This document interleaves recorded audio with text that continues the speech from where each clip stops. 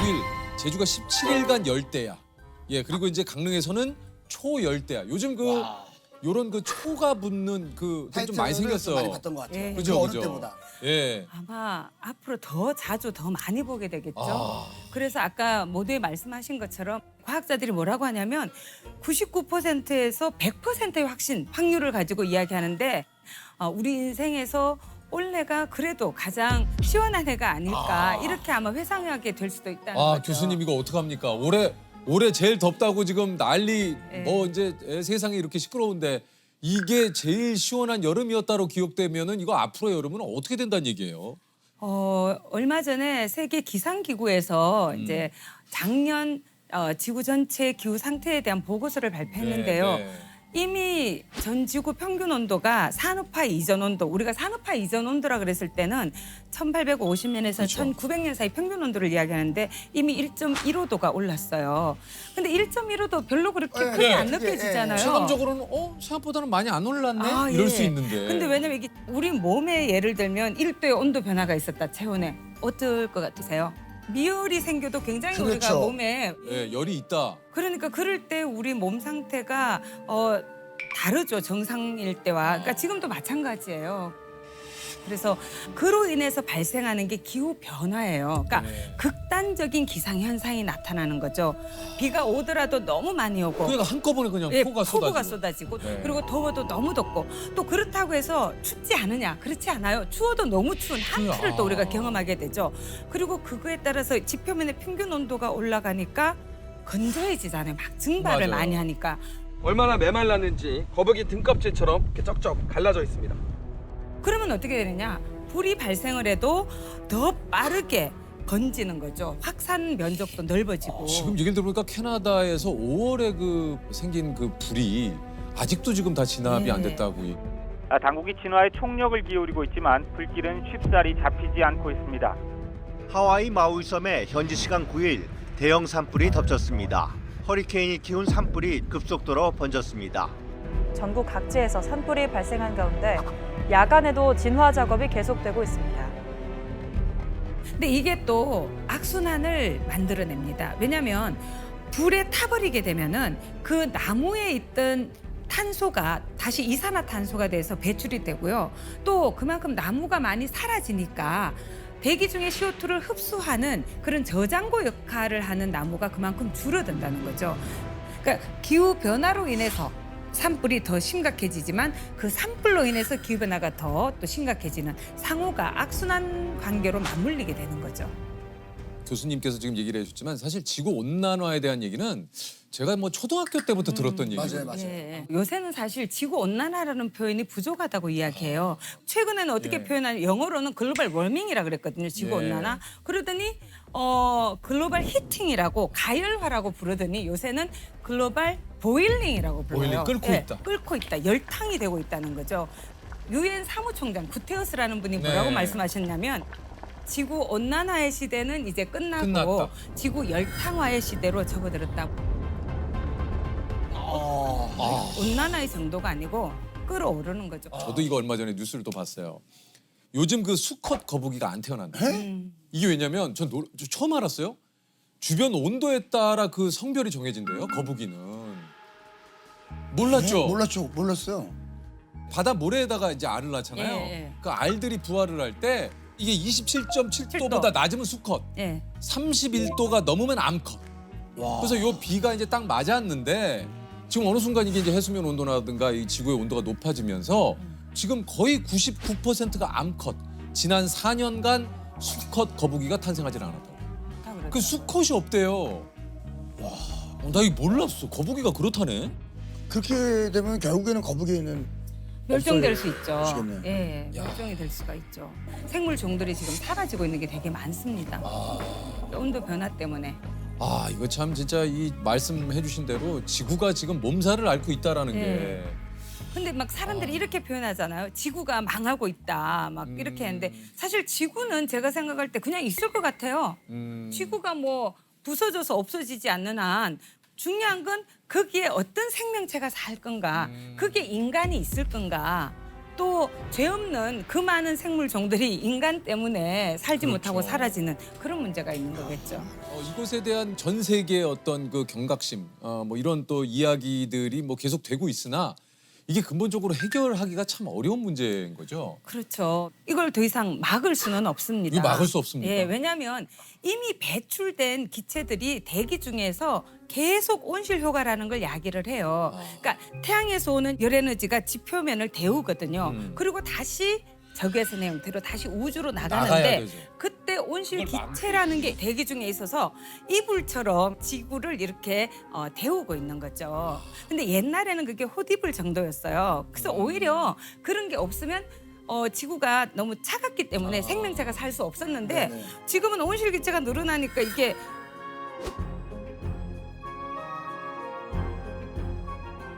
헛이불에서 자립이불이 됐다가 솜이불이 돼가는 거죠. 너무 두꺼워져. 너무 두꺼워지는 거죠. 그렇게 되는데 문제는 뭐냐면 이 온실 기체가 대기 안에 계속 남아 있어요. 머물러 있군요. 네, 머물러 있어요. 이산화탄소 같은 경우는 50년에서 200년을 머물러 있고요. 와. 심지어 그 중에 15%는 1000년을 머무른다고 해요. 와.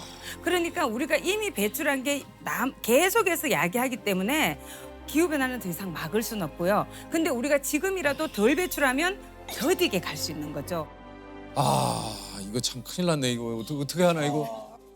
우리가 이렇게 얘기만 지금 하고 있을 때가 아닌데 이거 어떻게 저 전기도 다 꺼야 돼 지금 이거 좀 아니요. 이거 다 탄소예요. 우리 너무 교수님 이거 뭐 얘기 듣다 보니까 너무 많아. 이거 좀 카메라 몇 대 감독님 이 앞에 가셔가지고 오늘은 예. 녹화를 이쯤에서 그만하시죠. 오늘은 녹화를. 이렇게 극단적으로 나가시면 안 되죠. 예. 왜냐하면 그 전기를 뭘로 만드느냐가 중요하거든요. 아. 그러면 화석연료 대신에 되도록이면 이산화탄소 배출이 현저하게 떨어지는 게 재생에너지예요. 그래서 태양광이라든지 풍력이라든지 이런 걸 통해서 전기를 생산하는 일들이 지금 전 세계적으로 굉장히 많이 늘고 있죠. 이것도 제가 봤어요. 조금 이제 저는 뉴스를 보다 보면 신문을 보거나 그런 게 막 요즘 막 눈에 띄는 거예요. 북극 항로가 이제 열린다는 거예요. 왜냐하면 북극이 예전에 이제 얼어 있었기 때문에 쇠빙선이 아니면 힘들었거든요. 네네네. 근데 이게 북극 항로가 열린다는 의미는 그거는 이제 북극이 녹고 있다는 거잖아요. 예, 그렇죠.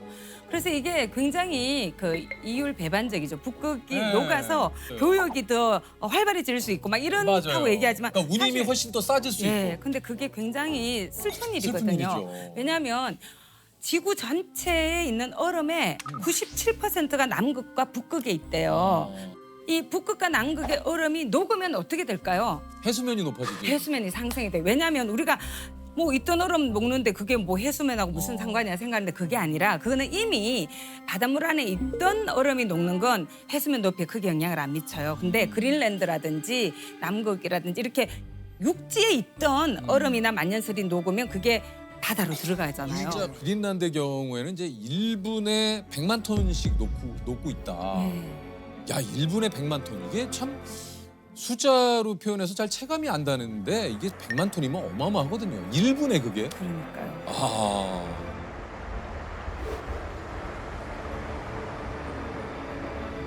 그러니까 육지가 잠기잖아요. 예. 특히 제가 아는 과학자분이 계산을 했는데 북극의 얼음이 다 녹으면 7m가 상승할 수 있대요. 7m. 특히 우리나라는 삼면이 바다잖아요. 어떻게 되겠어요? 삼면이 바다.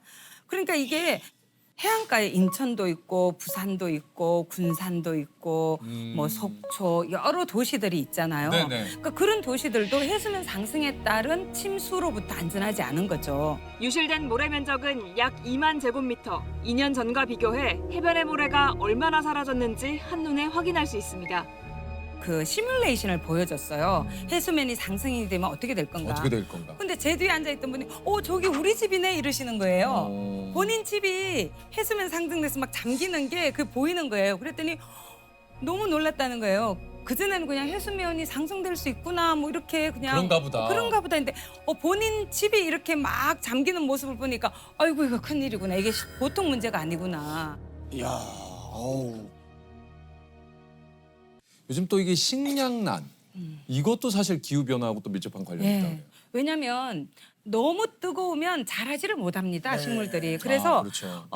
작년 원래 인도가 폭염 상황에 놓여 있어요. 인도가 전 세계 밀 생산의 한 2위 정도를 하는 것 같은데 밀 수확량이 절반 정도밖에 안 되는 거죠. 그래서 수출 금지령을 내리기도 했어요. 아, 맞아요. 자, 그러면 어떻게 되느냐? 세계 전체 밀 공급량이 줄어들기 줄죠. 때문에 밀의 가격이 급등하게 되겠죠. 네. 그러면 우리나라는 우리가 먹는 밀가루의 몇 퍼센트를 우리가 수입하는 것 같으세요? 거의 대부분을 수입하는 거 한 80% 넘는 걸로 알고 있는데. 너무 우리나라의 밀 생산을 높게 보셨네요. 네? 우리 밀은 1%밖에 안 됩니다. 예. 그래서 우리는 지금 거의 다 수입하고 있기 때문에 어머나. 밀가루로 만드는 음식이 너무너무 많잖아요. 네. 그러면 그런 모든 그 식가공품 그건 다 가격이 수입이군요. 올라가는 거죠. 근데 예를 들면 우리나라 사람들이 주로 먹는 쌀이 자포니카라는 종이거든요. 품종이. 근데 우리 쌀은 맛이 좋잖아요. 점성이 있고. 근데 왜 이렇게 바람이 불면 날아갈 것 같은 인디카라는 건데요. 그 인디카 종을 대부분 먹고 있어요. 우리가 먹는 이 자포니카를 생산하는 나라가 많이 없습니다. 그런 데서 만약에 이상 기후로 인해서 작황이 나빠지게 되고 이 쌀 품종을 생산을 못하게 되면 우리도 이제 우리가 먹던 쌀을 못 먹게 될 수도 있죠. 오, 날아가는. 네, 인디카 종을 먹어야 되는 거죠. 이게 그 생태계 파괴가 해양에서뿐만이 아니고 뭐 얼마 전에 우리 저 꿀벌 선생님이 나오셔서 얘기를 하셨지만 꿀벌이 또 사라지고 있고 예를 들면 지금 또 모기가 늘어난다고 해요. 네. 이거 좋지 않은 소식이잖아요. 그렇죠. 모기가 또 우리가 관심을 갖는 이유는 병원균의 매개체잖아요. 맞아요. 그래서 뭐 말라리아라든가. 뇌염모기 있잖아. 말라리아. 말라리아. 그다음 황열병 이런 게 다 모기 때문에 발생하는 거거든요. 근데 이런 질병들이 예전에는 열대 지역이라든지 뭐 아열대 저 밑에 이런 데였는데 말라리아 환자가 우리나라도 생기고 있어요. 네. 그러니까 이런 게 다 영향을 미치는 거죠. 요번에 아. 우리 코로나를 경험했잖아요. 네, 그렇죠. 이것도 뭐 완벽하게 그 일치되진 않았지만 그래도 많은 분들이 뭐 박쥐가 매개 매개 역할을 했다. 근데 박쥐의 서식처가 지금 늘어나고 있어요. 박쥐도 아열대 기후에서 생존하는데 아. 박쥐가 서식할 수 있는 공간이 기후의 변화에 따라서 늘어났거든요.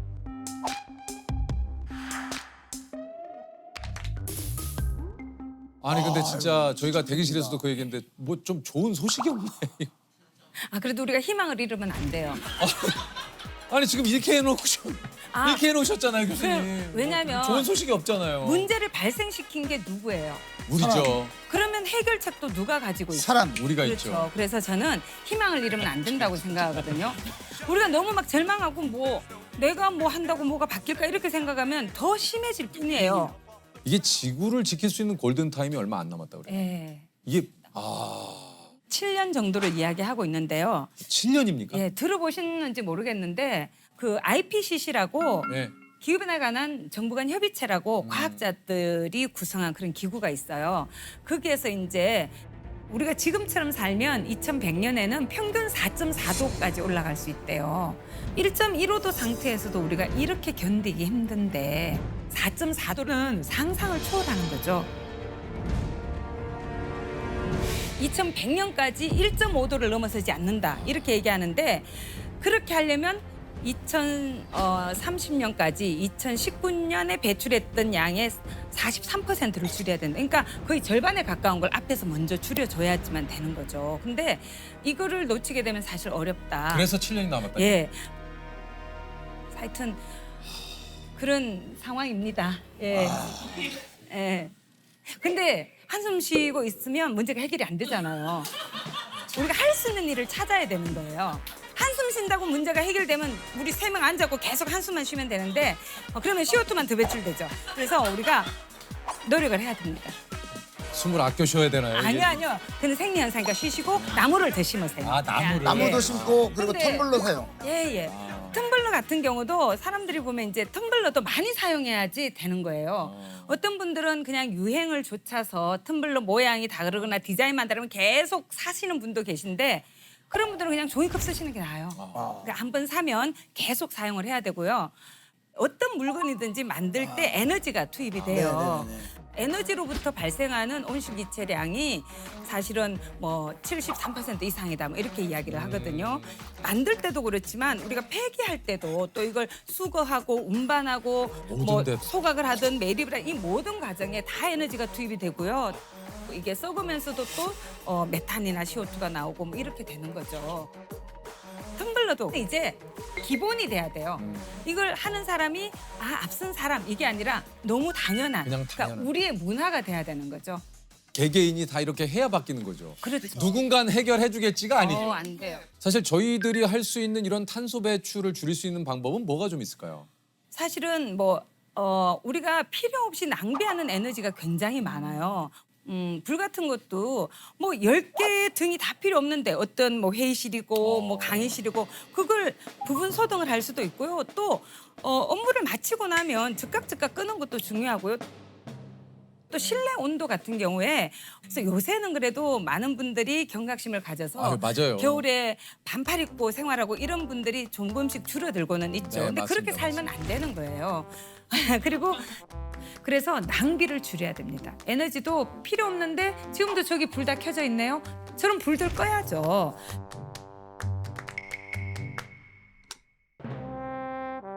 또 개인이 할 수 있는 굉장히 중요한 일은 식습관을 바꾸는 거예요. 어떻게 해요?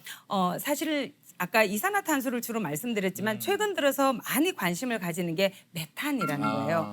메탄은 이산화탄소보다 이 온실 효과를 야기하는 정도가 더 심합니까? 80배 이상.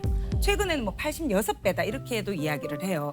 근데 그 메탄이 또 어디에서 많이 발생하냐면 음식물 쓰레기가 썩을 때라든지 그다음에 또 특히 많이 요새 늘고 있는 게 육식이거든요. 작년에 네. 우리나라 사람들이 쌀을 많이 먹었을까요? 고기를 많이 먹었을까요? 고기를 많이 먹지 요즘 근데 좀 않았습니까? 쌀 소비가 좀 많이 줄었다는 예. 얘기 좀 들긴 들었거든요. 예, 우리가 주식 그러면 예전까지는 쌀이었죠. 근데 이제는 쌀 소비량이 작년에 53kg 1년에.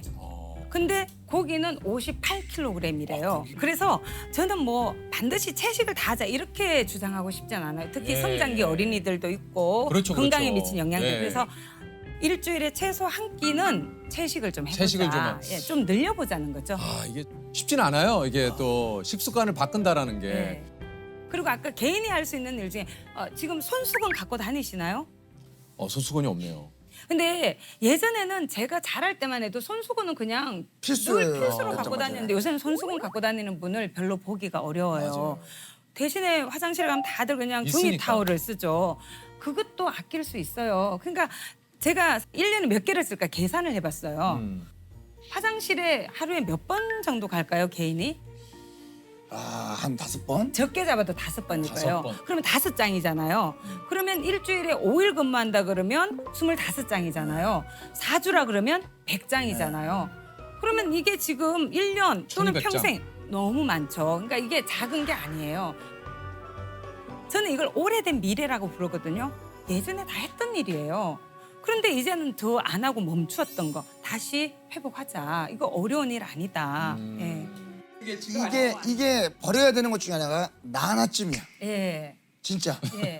이 나 하나쯤이야. 이거 버려야 나 되지 않겠습니까? 하나쯤이야 주의죠. 예. 네. 네. 나 하나쯤이야가 아니라 나도 함께 해야지 이 문제가 풀릴 수 있다. 왜 스스로를 문제를 해결하지 못하는 사람으로 그렇게 바깥으로 밀어냅니까? 나도 문제를 해결할 수 있다. 내가 이 문제를 해결하는 열쇠를 쥐고 있다. 이렇게 생각해야죠. 최후의 기회가 우리에게 주어져 있다고 생각할 수도 있어요. 미래라는 게 어떤 고정된 모습으로 딱 우리를 기다리고 있는 게 아니에요. 오늘 우리가 어떤 선택을 하느냐에 따라서 우리의 미래는 달라질 수 있어요. 그렇기 때문에 오늘 우리가 이런 문제를 정말 심각하게 성찰하고 내가 할 수 있는 일들을 조금이라도 일단 시작하고 그래서 점점 우리의 기후 행동을 넓히고 늘려나간다면 우리가 마주하게 될 미래가 바뀔 수 있는 거죠. 미래는 오늘의 우리가 만든다. 저는 이런 말씀을 드리고 싶습니다.